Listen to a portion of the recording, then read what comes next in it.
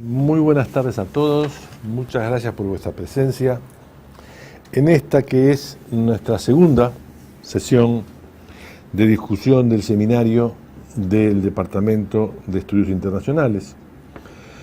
En la tarde de hoy tenemos la agradable sorpresa y agradable oportunidad de poder escuchar al coronel y profesor Daniel Locatelli, que nos acompaña, creo que por primera vez, en esta instancia por lo menos. El coronel Locatelli es licenciado y magíster de Ciencia Política de la Universidad de la República, es candidato a doctor en Ciencia Política también en la Universidad de San Martín, coronel retirado del Ejército Uruguayo, especializado en seguridad, y voy a mencionar algunas de sus hitos profesionales.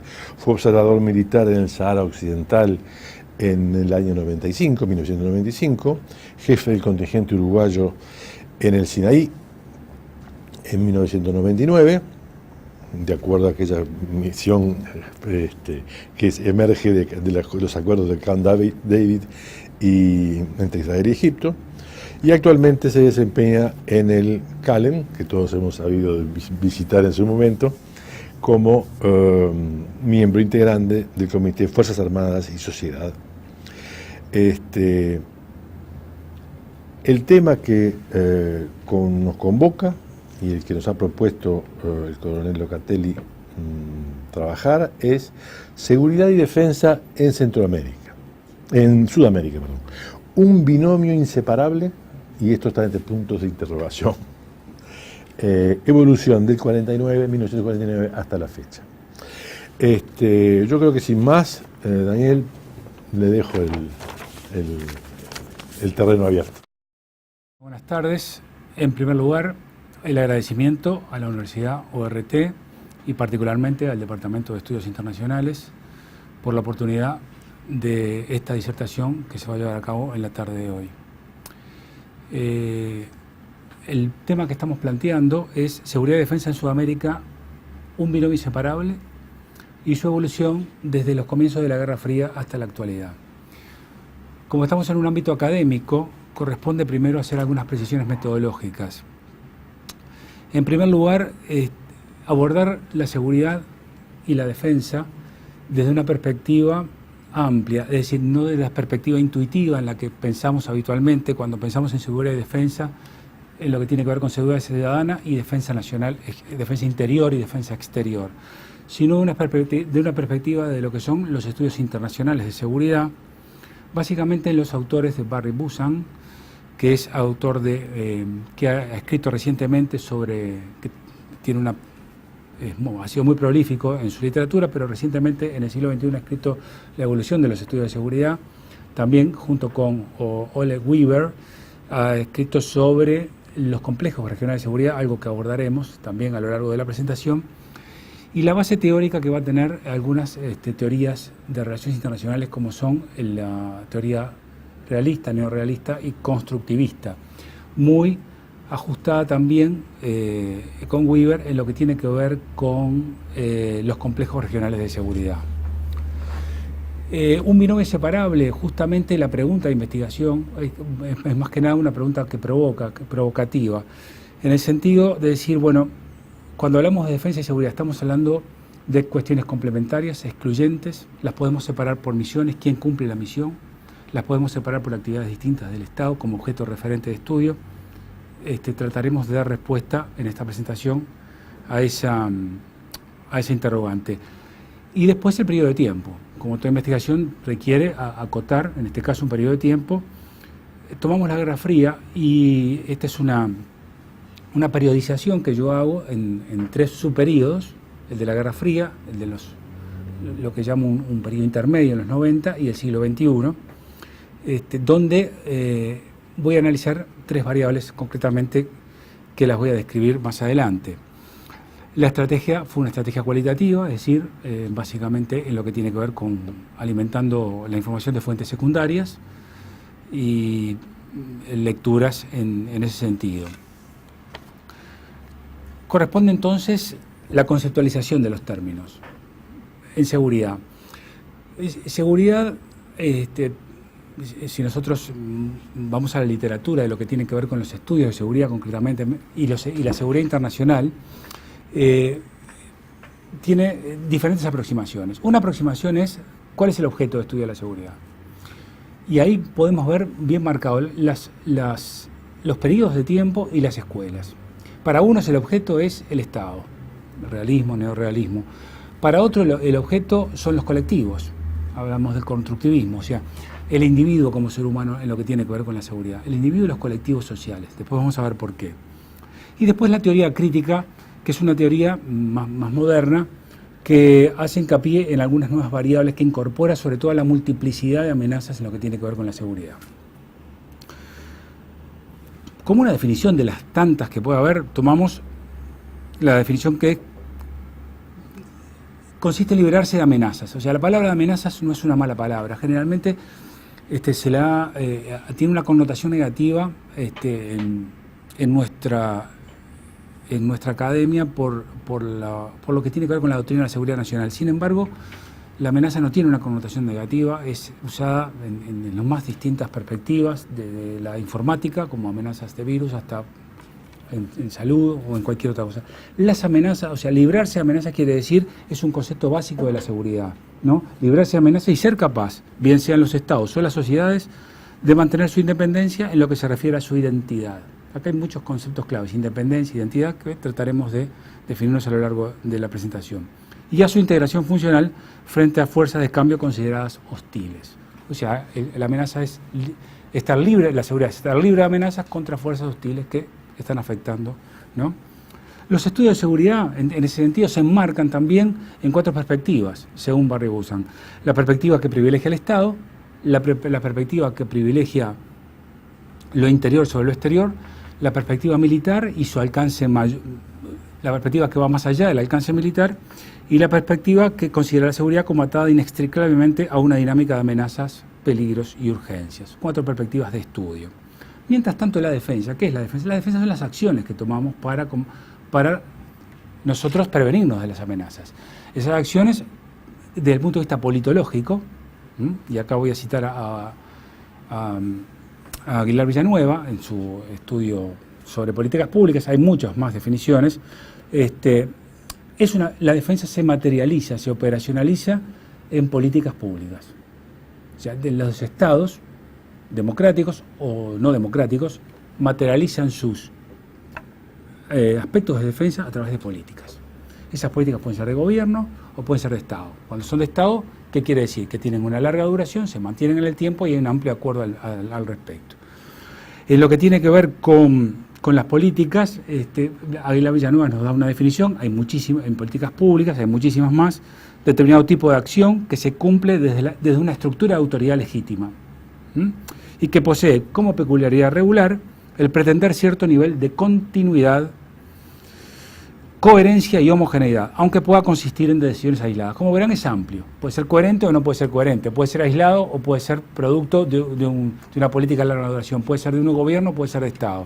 Pero eso no se enmarca dentro de lo que es la definición de defensa. Entonces, seguridad y defensa entonces no es lo que intuitivamente tendemos a pensar cuando leemos todos los días los periódicos. Es decir, bueno, la seguridad, en el caso de nuestro país, el Ministerio del Interior, y la defensa, el Ministerio de Defensa. Sino la seguridad y defensa es un binomio, en este caso, que puede atenderse en función de sujeto referente, en función de las amenazas o en función de políticas que se hagan.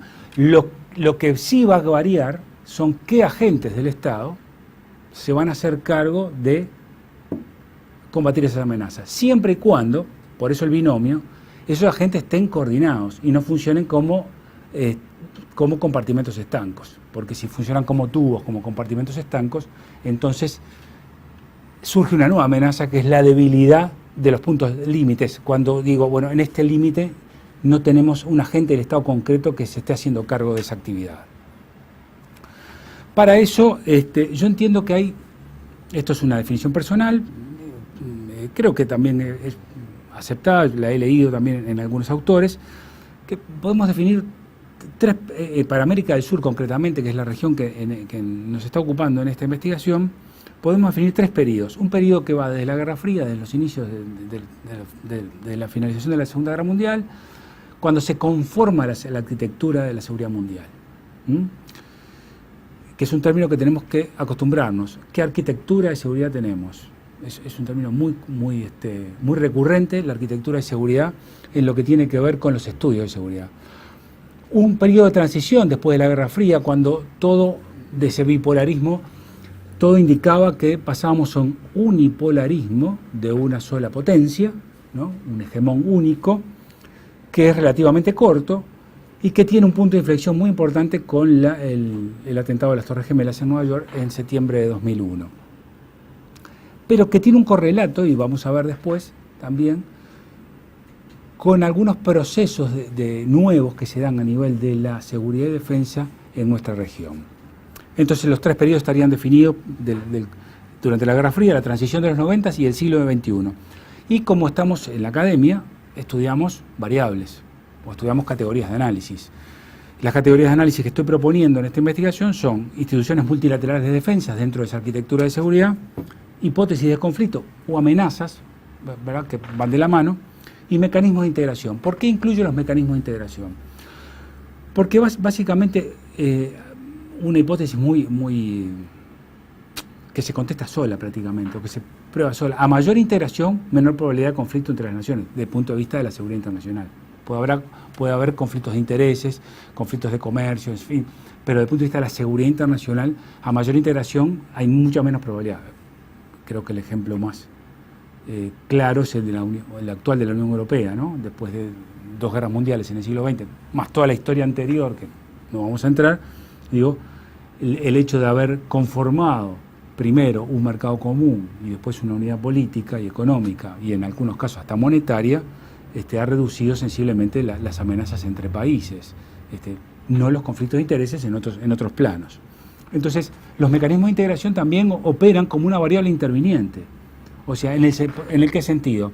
Si 2 estados tienen intereses en conflicto que afectan su seguridad internacional, en la medida que ensayen un mecanismo de integración, aunque sea económico, aunque sea un tratado bilateral, ¿no?, se puede hipotetizar de que habrá mucho menos probabilidades que, por ejemplo, en las votaciones de Naciones Unidas, esos estados voten uno contra otro en materia de seguridad, porque hay intereses comunes que están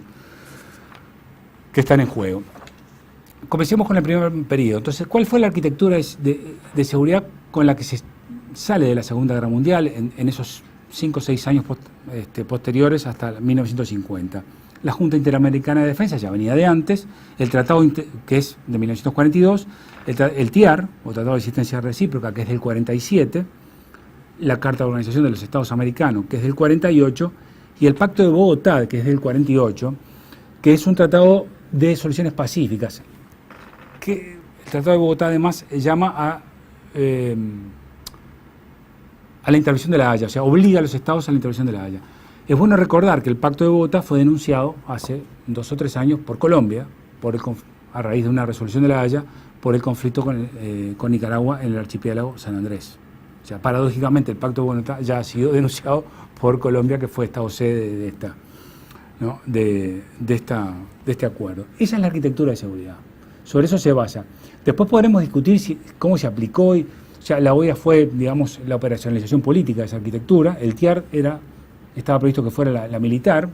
Ya vimos que no fue así. De hecho, hay naciones que se han retirado del TIAR en la actualidad, ya hace unos cuantos años.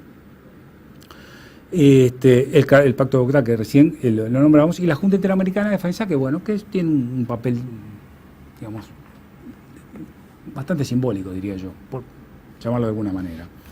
¿Qué amenazas teníamos en ese momento? Bueno, concretamente en América del Sur, América del Sur ha sido un subcontinente, un continente, según la clasificación, que el siglo XX fue bastante pacífico entre estados con relación al siglo XIX, donde hubo cruentas guerras.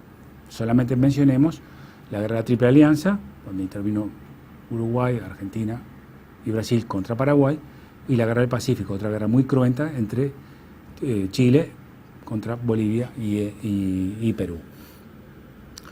El siglo XX tiene la guerra del Chaco y tiene los conflictos fronterizos entre Ecuador y Perú. que fueron muy cortos, de muy corto alcance y que rápidamente tuvieron acuerdos de paz.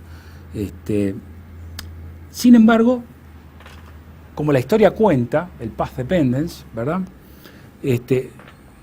Todas las Fuerzas Armadas tenían hipótesis de conflicto externas y sus despliegues militares, o sea, la operacionalización, o sea, no eran solo hipótesis de conflicto, su despliegue militar estaba en función de las amenazas que ellos preveían.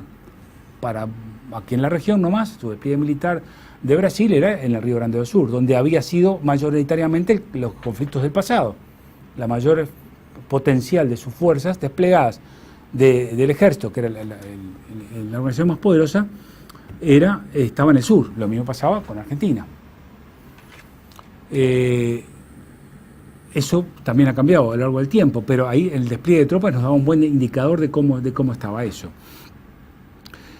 Sin embargo, en este periodo tenemos fuertemente tenemos la Revolución Cubana, y después de la Revolución Cubana tenemos los diferentes movimientos insurgentes, guerrillas urbanas, guerrillas rurales, que se dan a lo largo de la década del 60. Y eso amplía la misión a la defensa interna, o sea, a esos despliegues de defensa y seguridad. Las amenazas pasan a ser de carácter interno. Esto también tiene un Paz Dependence muy largo del siglo XIX, o sea, en lo que tiene que ver con intervenciones militares. Los militares en Sudamérica, o en Latinoamérica podríamos decir, pero vamos a hablar de Sudamérica, tienen una participación política a través de liderazgos carismáticos, a través del caudillismo, que son fenómenos muy locales de la región, desde el siglo XIX. Y eso se mantiene en el tiempo. Y eso se va a reproducir en el siglo XX con golpes militares, con procesos autoritarios y con militares. O sea, a diferencia de los Estados Unidos, que Washington gana la guerra de la independencia y se va para la casa y pasa a ser un civil, en el caso uruguayo, Rivera es primer presidente, pero sigue gobernando como caudillo. Y cuando Oribe revisa las cuentas del gobierno anterior, el mensaje popular fue el gobierno se sublevó contra Don Frutos. O sea, lo que nos da la idea. Esto trasladado también a las misiones internas que después tienen las Fuerzas Armadas, los ejércitos en Sudamérica con las revoluciones internas. En el caso nuestro, las revoluciones blancas. En otros países fueron revoluciones, las farroupilas, en fin, según el caso.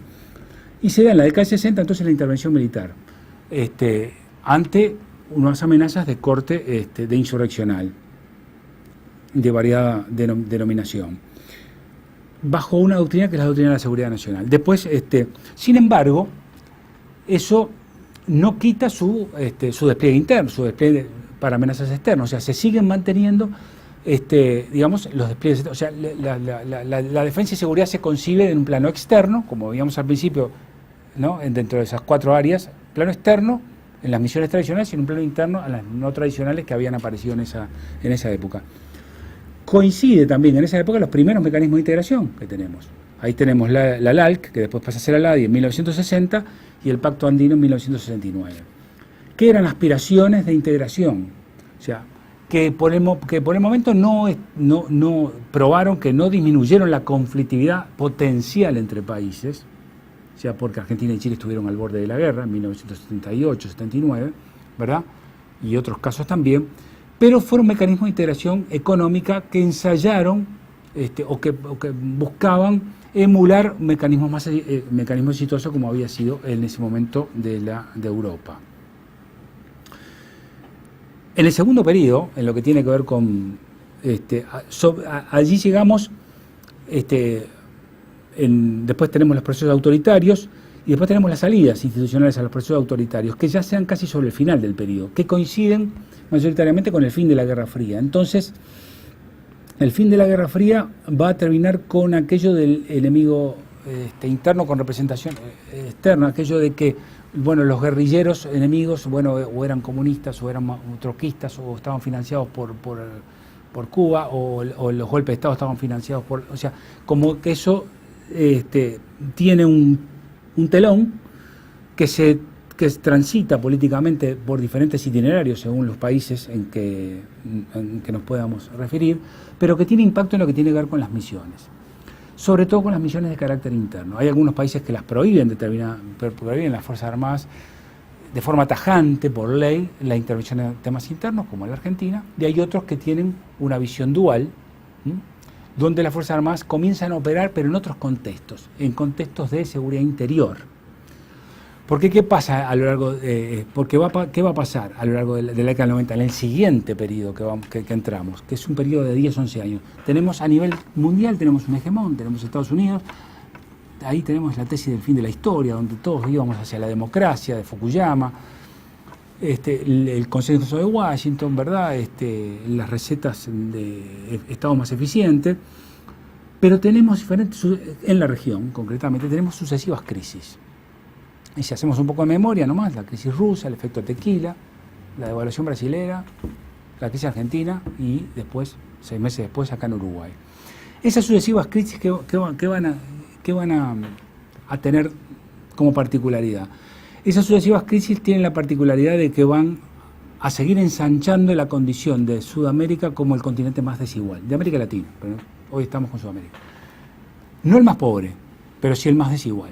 Y esas brechas de desigualdad se enquistan en las sociedades y se enquistan urbanísticamente también en los territorios. Y comenzamos a tener territorios donde el Estado con distintos grados de aproximación, donde el Estado comienza a ser fallido o le cuesta tener presencia allí ante esas amenazas.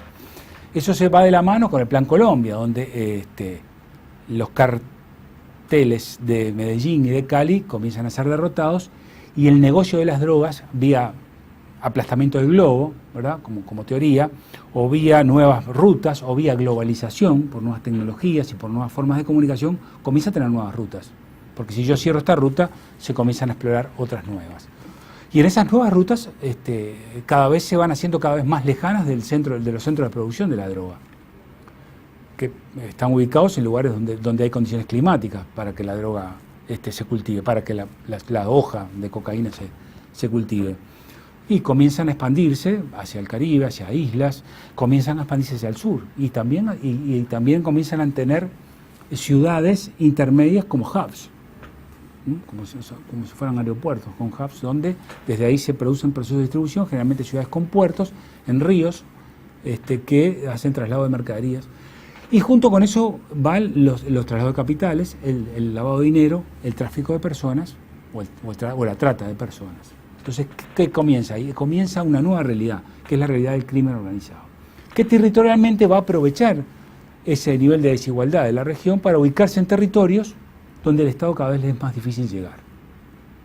Los casos más salientes que tenemos hoy en día es en las favelas en Brasil, donde el ejército está permanentemente allí, en una situación que es de muy difícil control, porque allí el narcotráfico se ha hecho muy poderoso, tiene muy buen armamento y está mimetizado, camuflado en suburbios de 300, 400 mil personas, ¿no? De muy difícil entrada, con las facilidades que tiene la tecnología hoy en día. Entonces, pero también tenemos en la década del 90 mecanismos de integración ya mucho más potentes. Tenemos al Mercosur, ¿no?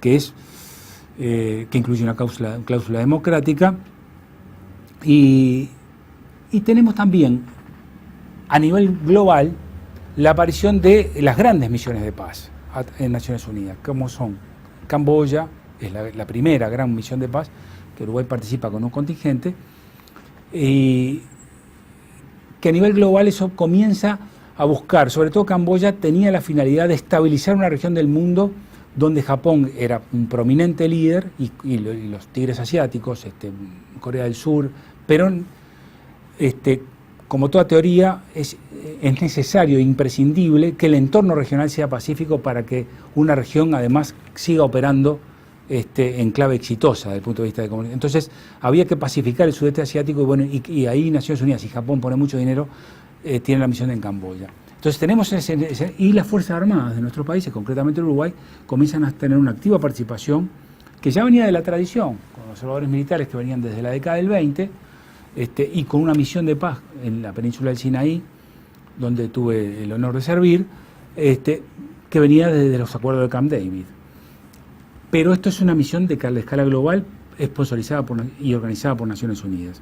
Y las Fuerzas Armadas comienzan a tener nuevos roles. Esos nuevos roles se van a materializar más adelante, después, en el siglo XXI en el siguiente periodo que vamos a ver. Pero también la seguridad en la década del 90 cambia cualitativamente. O sea, la seguridad militar, aquella seguridad de la Guerra Fría, aquella seguridad, básicamente los estudios de seguridad, pasa a tener una dimensión humana. Y acá es donde entran nuevas teorías en materia de seguridad. Hay un documento, que es el documento del PNUD de 1994, que establece el concepto de la seguridad humana. ¿En qué consiste el concepto de la seguridad humana? Bueno, la seguridad ya no se enfoca en el Estado, ya no se enfoca en los referentes territoriales, se enfoca en el individuo. Y de esa seguridad humana se derivan 6 subseguridades, digamos, ¿no? La seguridad alimentaria, la seguridad sanitaria, la seguridad ambiental, la seguridad personal, la seguridad de la comunidad y la seguridad política. Nada menos. Observemos, demos un rápido vistazo a esto. Seguridad alimentaria, es decir, bueno, regiones del mundo donde todos sabemos donde el hambre y la falta de alimentos es una constante, ¿no? O sea, el derecho de las personas a tener alimento básico. La seguridad sanitaria, a tener una salud básica también. Y el control de epidemias, que nadie está libre, digo. Hoy en día hay brotes epidémicos de fiebre amarilla, muy cerca de nuestro. La seguridad ambiental, o sea, acá está la parte ecológica del tema. La seguridad personal, no la seguridad personal en cuanto si me asaltan en una esquina o no me asaltan en una esquina. La seguridad de la persona en el sentido que pueda realizarse como persona dentro de una sociedad. Ese es el punto de vista societal. La seguridad de la comunidad, o sea, y acá vienen las políticas que lo que tiene que ver con el territorio y con las comunidades locales, básicamente, donde entra el tercer nivel de la democracia, ¿no? El primer nivel es el gobierno, el segundo nivel son los gobiernos estaduales o provinciales, y el tercer nivel es el local, donde el gobernante y el gobernado tienen una menor distancia entre sí. Y la seguridad política es la inestabilidad política. Me falta acá la seguridad económica también, que en lo que tiene que ver con, que esto básicamente tiene que ver, o sea, son 7 subcategorías. La seguridad económica tiene que ver básicamente con estas crisis económicas a que nos referíamos, y fundamentalmente el efecto que tienen en las sociedades, ese tipo de crisis. Entonces, con ese panorama, un panorama de reinserción de Fuerzas Armadas en vida en clave democrática, un panorama de procesos de integración como el Mercosur, de un alcance mucho mayor a los anteriores y más asequible, nuevas misiones para Fuerzas Armadas, nuevas realidades sociales, aumento de brecha en la desigualdad, nueva concepción de la seguridad, llegamos al siglo XXI. Pero hay algunos antecedentes sobre fin del siglo XX, en el 99, que ya van a dar impulso a la necesidad de la región de organizarse políticamente en función de proyectos de infraestructura, que es el proyecto IRSA, que lo comienza el gobierno de Fernando Enríquez Cardoso.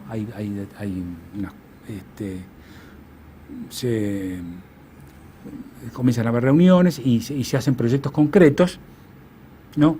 Con una visión de que para que la región estuviera integrada, o sea, todavía no se hablaba de UNASUR ni de lo incipiente de la UNASUR, pero para que estuviera integrada necesitaba estar integrada logística y estructuralmente a través de las comunicaciones. ¿Y qué los países estaban más interesados en eso? Bueno, los países, Brasil, que en su proyección en los 90 miraba a jugar en las grandes ligas a nivel internacional, en algún momento de ocupar una silla en el Consejo de Seguridad cuando eso se reformara. Pero también los países que tenían más capacidad de inversión fuera del territorio. Que ahí estaba Brasil y estaba Chile, un país que tiene una gran cantidad.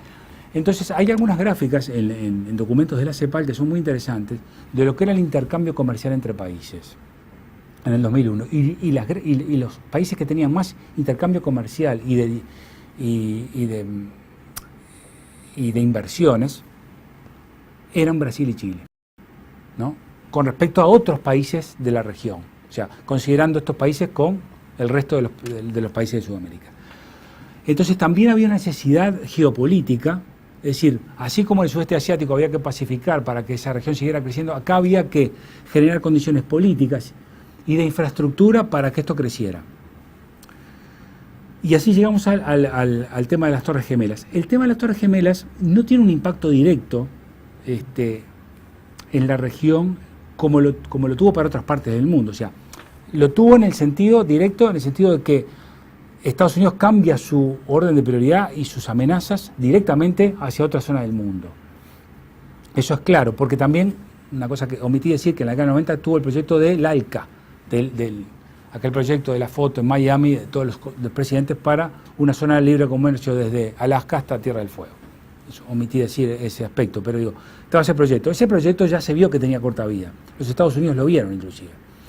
En el medio de todo eso, acontece lo de las Torres Gemelas, cambia el foco de la seguridad en el mundo y se plantea la guerra del terrorismo. La guerra del terrorismo es muy interesante de verlo desde el punto de vista discursivo, y por eso apelo en este sentido a la teoría constructivista y a la escuela de Copenhague, que dicen que la seguridad no es un tema dado, no es un objeto dado, sino es un tema que se construye. Y que cómo se construye dialécticamente. Dialécticamente no, discursivamente. Se construye discursivamente. Y en eso los líderes tienen un potencial muy importante, en la potencialidad del discurso, ¿no? Entonces la guerra al terrorismo tiene esa potencialidad, o sea, War on Terrorism, ahí lo veíamos ya automáticamente después de la caída de las torres, al otro día veíamos en los subtitulares ahí de CNN y las grandes cadenas, War on Terrorism. Se declara la guerra, o sea, se configura, se securitiza, en términos de Busan y Weaver, o de la escuela de Copenhague, se securitiza una política, que es la política contra el terrorismo. Entonces, y eso permea todas las dimensiones de la seguridad de ahí en más. Ahora, ¿qué pasa en nuestra región? Nuestra región queda un poco ajena a eso, porque el foco de atención pasa a ser Afganistán, pasa a ser Irak, y ¿no? Sobre todo en el mundo. Y en el 2001 se da un proceso también donde yo diría que las Torres Gemelas coinciden además el mismo año con el ingreso a China en la Organización Mundial de Comercio.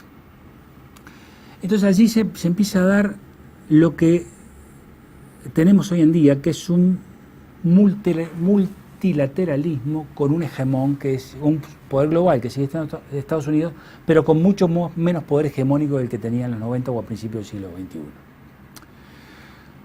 ¿Por qué? Porque China ingresa a la Asociación Mundial de Comercio y empieza a jugar en las grandes ligas desde el punto de vista comercial. O sea, y comienza China a mostrar su capacidad de que, no solamente su capacidad de producir y vender barato, sino su capacidad de invertir fuera de China. O sea, la gran cantidad de dólares que va acumulando, ¿no? Es capaz de financiar obras de infraestructura, es capaz de prestar dinero a estados, es capaz no solamente de ser la gran fábrica mundial, como se piensa rápidamente, sino además de establecer proyectos de gran envergadura, como los que tiene hoy en día, como en la nueva ruta de la seda, y etcétera, etcétera. Pero nos vamos de tema con eso. Entonces, allí, mientras tanto, Sudamérica sigue en ese proceso y se da, al mismo tiempo, relevos en clave democrática de presidentes que tienen orientaciones similares desde el punto de vista ideológico, con las salvedades que corresponde hacer en este caso. Pero en 2003 gana Lula da Silva en Brasil. Ya estaba el gobierno de Chávez desde el 99 en Venezuela, diferentes izquierdas, pero con un sentido antiimperialista. Habían abrevado en un sentido antiimperialista en los 60, tenían esa cuestión en común. Tenemos los gobiernos de la Concertación en Chile y en Uruguay en 2004 el gobierno del Frente Amplio. El kirchnerismo a partir del 2003, que bueno, dadas las particularidades del peronismo en Argentina, vendría a ser, si lo podemos llamar de alguna manera, el ala izquierda del peronismo, aquella que, o por lo menos reivindica esa postura, es discutible, yo sé, pero bueno, reivindica esa postura de aquellos que fueron echados por Perón de la Plaza de Mayo como imberbes. Y bueno, y a raíz de eso se comienzan a acelerar los procesos a través de una diplomacia presidencial. Los procesos de iteración que ya habían comenzado en el IRSA, o sea, aquel proyecto de iteración que básicamente que inicialmente había tenido un gran componente de infraestructura, comienza a partir del 2004 ya con la Comunidad Sudamericana de Naciones, ¿no? En Perú, que su primer presidente iba a ser Néstor Kirchner y que lo vetó Uruguay, porque ahí estábamos en el conflicto con Argentina por la instalación de las papeleras en aquel momento. Desde el punto de vista de la seguridad, en el 2003 hay una conferencia especial de seguridad en México y en esa conferencia se incorpora el concepto de seguridad humana. Aquello que veíamos en el 94, el PNUD, ya se incorpora. México se retira del TIAR, además esta es una conferencia muy importante. Y hay también hay un año antes el Consenso de Guayaquil, en el 2002, había reafirmado la importancia de la integración regional a través de las obras de infraestructura. La Comunidad Sudamericana de Naciones en el 2004 y finalmente en el 2007 la UNASUR. ¿La UNASUR qué es? La UNASUR es un proyecto de integración política. Como mayoritariamente tenía presidentes alineados de una visión política de izquierda, aunque con diferencias sustanciales en su concepción, la UNASUR se vio también como una alternativa a la OEA. Es decir, bueno, resolvamos nuestros problemas acá. No nos vamos de la OEA, pero resolvamos nuestros problemas acá. Y tuvo algunos elementos que hicieron funcionar esa democracia presidencial muy rápidamente, como fue la crisis en Bolivia y la muerte de Reyes, que era el canciller de la FARC, en territorio ecuatoriano, en 2008. La crisis en Bolivia era una crisis de ruptura, donde la parte oriental de Bolivia promovía una secesión. Bueno, ahí interviene rápidamente la UNASUR, y después todos conocemos el caso de la incursión en territorio ecuatoriano para la captura y muerte de Reyes y el equipamiento y bueno, computadoras y todo el material que allí tenía, con la crisis política que lleva rápidamente a una reunión de presidentes y que apacigua lo que en otro momento, en otro siglo, quizás hubiera terminado en un conflicto armado. ¿Esto da pie a qué? Esto da pie a algo que es muy fundamental. Necesitamos un concepto de defensa integrador. Y acá volvemos al tema de la defensa y la integración. Necesitamos, y va a dar lugar a que en el 2008 se conforme el Consejo de Defensa Sudamericano. El Consejo de Defensa Sudamericano tenía ambiciones muy vastas. Se crea en 2008 y se instala en 2010 el Centro de Estudios Estratégicos en Buenos Aires y tenía ambiciones en lo que tiene que ver con política. No voy a leer todo, esto está en internet, pero las ambiciones eran amplísimas. Ahora vamos a ver por qué digo eran, en alguna medida. Políticas de defensa compartida, cooperación militar, acciones humanitarias, operaciones de paz, y dentro de cada una de esas 5 o 6 actividades, industria y tecnología de la defensa, formación y capacitación militar. Y eso tiene un apogeo y un auge muy importante hasta el 2011. El Consejo 2011, 2012 diría yo, 2011, 2013, ahí comienza cuando y uno podría decir, bueno, ¿qué pasa con un proyecto tan ambicioso que en definitiva su intención inicial no era mala, era como círculos concéntricos? Primero, establezcamos medidas de confianza mutua. Es decir, si yo compro un fusil, yo le digo a mi vecino, compré un fusil. Y acá está. Si yo compro un tanque o si yo tengo tecnología para determinadas guerra electrónica, yo soy transparente, se lo digo a mi vecino. Eso se llama, desde el punto de vista de la seguridad internacional, medidas de confianza mutua, donde cada uno sigue con sus propios criterios de seguridad y defensa, pero se transparenta la gestión. Después estudios estratégicos para hacer crecer al Consejo. Lo que va a acontecer también, y por eso yo creo que la variable interviniente acá tiene mucho que ver con los procesos de integración como variable interviniente. Lo que va a acontecer también es que paralelamente Estados Unidos, que había visto que el fracaso del ALCA era evidente, y después eso termina en Mar del Plata en el 2005, Estados Unidos comienza a hacer tratados bilaterales. Entonces vuelvo a la hipótesis inicial que yo formulaba. Si yo tengo tratado bilateral con una potencia hegemónica como Estados Unidos, es difícil que yo, a nivel de Naciones Unidas, tenga una postura anti-imperialista o anti-Estados Unidos, porque tengo una... Y comienza los tratados con Colombia, el tratado con Perú, y también se comienza a dar el tema de la Alianza del Pacífico, una alianza más pragmática con el océano del siglo XXI, como así se lo describe, ¿no? Con países que dicen, bueno, dejemos de lado la integración política, dejemos de lado lo político en la integración y vayamos directamente a lo comercial. Y otros actores que comienzan a operar. Comienza a operar también China, que con inversiones muy poderosas. Entonces, los proyectos de integración política empiezan a coincidir también con primero con el estancamiento del crecimiento de Brasil y Argentina y después con el decrecimiento de sus economías. Al punto tal que hoy esos procesos de integración, la UNASUR no tiene secretario general, ya hace unos cuantos meses. El Consejo de Defensa Sudamericano se sabe muy poco, digo, ¿qué es lo que pasa? Uno entra en la web y ya la información no está actualizada, es toda antigua. Entonces, y paralelamente las amenazas que están enfrentando los estados no son amenazas entre estados, sino son amenazas que se transnacionalizan a través de los estados, como es el crimen organizado. Y esto nos lleva a un dilema, es decir, bueno, ¿cómo enfrentamos esas amenazas? ¿O qué subregiones podemos dividir? Porque habíamos comenzado diciendo que América del Sur podía ser un complejo regional de seguridad. Así se plantea cuando se hace cuando se organiza el Consejo de Defensa Sudamericano. ¿Qué es un complejo regional de seguridad? Voy a leerles la definición para ser preciso, según Busan, Weber y Wild. Los complejos de seguridad son conjuntos de unidades, en este caso estados, cuyos mayores procesos de securitización, desecuritización o ambos están enlazados, y esto es lo más importante, que sus problemas de seguridad no pueden ser razonablemente analizados o resueltos unos aparte de otros. Y esto es lo que tenemos hoy en día. No podemos resolver nuestros problemas.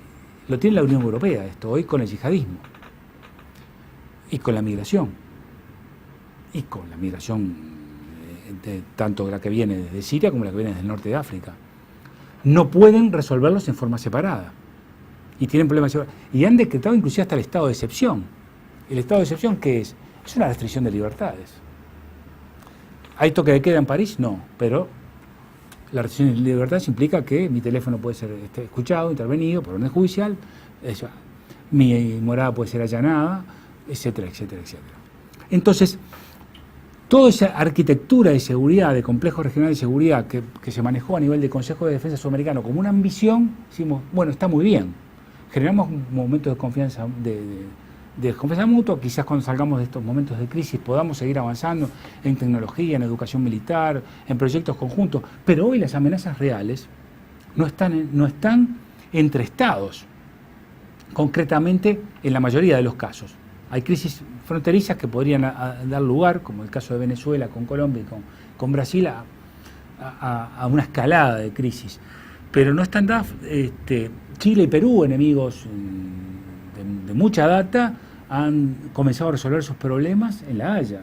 Y ahora Chile y Bolivia aparentemente resolverían en La Haya también el problema, aunque Bolivia va a estar muy reticente si el fallo no sale favorable, no tiene relaciones diplomáticas. Pero de ahí un conflicto internacional de porte de enfrentamiento de fuerzas militares, por lo menos en el corto plazo no parece posible o probable. Lo que sí hoy está más probable son los problemas de seguridad que tenemos en lo que tiene que ver con la transnacionalidad de las amenazas. Y esa transnacionalidad de las amenazas está siendo un problema para las políticas de seguridad y defensa. Porque entonces las políticas de seguridad y defensa, volvemos al tema de las políticas, que decíamos al principio de la presentación, las políticas de seguridad y defensa, ¿cómo las organizo? Las organizo, las divido por áreas adentro de mis territorios, cómo coordino con los demás, cómo organizo mis servicios de inteligencia o de información, cuáles son las estrategias a seguir ante lo que es el tráfico de personas, el tráfico humano, ante lo que es el narcotráfico a nivel transnacional. Entonces, y después los problemas internos que tenemos de producto, de lo que decíamos de las zonas suburbanas, que se han convertido en lugares donde el Estado en algunos casos no llega y en otros lados llega con mucha dificultad. Entonces, esos son desafíos que tienen que ver con la seguridad y defensa en el sentido amplio de la seguridad. ¿Por qué? Porque son amenazas. Y de la defensa, ¿por qué? Porque afectan las políticas en general. Como reflexión final, creo que los dilemas que está planteando la seguridad y defensa, si miramos desde el punto de vista, si lo clasificamos por lo tradicional y lo no tradicional, es difícil concebir América del Sur como un todo. Podríamos concebirla como sus regiones. Hay algunos autores que la han hecho. La región del Caribe, la región del Pacífico, la región del Atlántico. Bueno, puede ser. No atiende las amenazas transnacionales. Atiende simplemente temas de seguridad marítima, de seguridad de fronteras o de seguridad entre estados. Podemos clasificarlo también por el tipo, si fueran amenazas convencionales o no convencionales. Podemos clasificarlo también desde el punto de vista de la seguridad humana. O sea, en qué medida existe una seguridad política, existe una seguridad económica o existe la seguridad humana en todas sus dimensiones. O podemos dejar claro, plantearnos la organización, la mejor organización de nuestras fuerzas de seguridad y de nuestras políticas para atacar los problemas de seguridad y defensa desde un amplio concepto, no del concepto solamente de la delincuencia local, sino de un concepto más regional, que en definitiva sería como, y esto voy a ser un atrevido porque voy a interpretar a Barry Busan, sería como un complejo regional de seguridad, pero con amenazas de corte transnacional. Cuando lo concibe, Busan lo concibe con problemas de seguridad, no estaba concibiendo, o por lo menos no hace referencia en sus textos al narcotráfico o al tráfico de personas, sí hace referencia a la seguridad humana. Entonces, quizás podríamos conformar un complejo regional de seguridad, pero ya tendría que atender, ya el Centro de Estudio Estratégico tendría que estar atendiendo las mejores formas de combatir el crimen organizado, la territorialización y la territorialización del crimen. Y bueno, y por acá voy dejando, quedo a la orden para preguntas o lo que sea. Nuevamente muchas gracias.